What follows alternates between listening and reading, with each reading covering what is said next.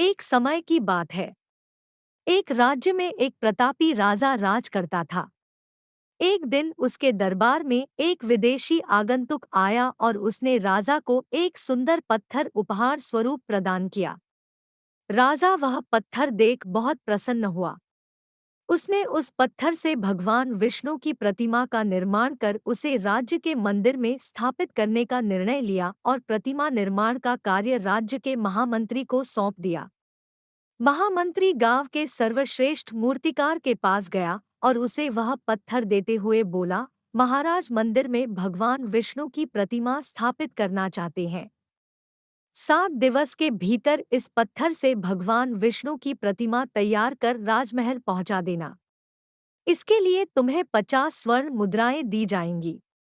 50 स्वर्ण मुद्राओं की बात सुनकर मूर्तिकार खुश हो गया और महामंत्री के जाने के उपरांत प्रतिमा का निर्माण कार्य प्रारंभ करने के उद्देश्य से अपने औजार निकाल लिए। अपने औजारों में से उसने एक हथौड़ा लिया और पत्थर तोड़ने के लिए उस पर हथौड़े से वार करने लगा, किंतु पत्थर जस का तस रहा। मूर्तिकार ने हथौड़े के कई वार पत्थर पर किए, किंतु पत्थर नहीं टूटा।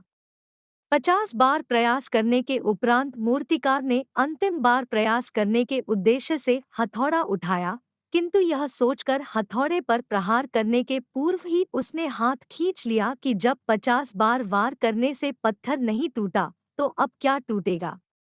वह पत्थर लेकर वापस महामंत्री के पास गया और उसे यह कह वापस कर आया कि इस पत्थर को तोड़ना नामुमकिन है, इसलिए इससे भगवान विष्णु की प्रतिमा नहीं बन सकती। महामंत्री को राजा का आदेश हर स्थिति में पूर्ण करना था, इसलिए उसने भगवान विष्णु की प्रतिमा निर्मित करने का कार्य गांव के एक साधारण से मूर्तिकार को सौंप दिया। पत्थर लेकर मूर्तिकार ने महामंत्री के सामने ही उस पर हथौड़े से प्रहार किया और वह पत्थर एक बार में ही टूट गया। पत्थर टूटने के बाद मूर्तिकार प्रतिमा बनाने में जुट गया। इधर महामंत्री सोचने लगा कि काश पहले मूर्तिकार ने एक अंतिम प्रयास और किया होता तो सफल हो गया होता और 50 स्वर्ण मुद्राओं का हकदार बनता। सीख। मित्रों, हम भी अपने जीवन में ऐसी परिस्थितियों से दो चार होते रहते हैं। कई बार किसी कार्य को करने के पूर्व या किसी समस्या के सामने आने पर उसका निराकरण करने के पूर्व ही हमारा आत्मविश्वास डगमगा जाता है और हम प्रयास किए बिना ही हार मान लेते हैं।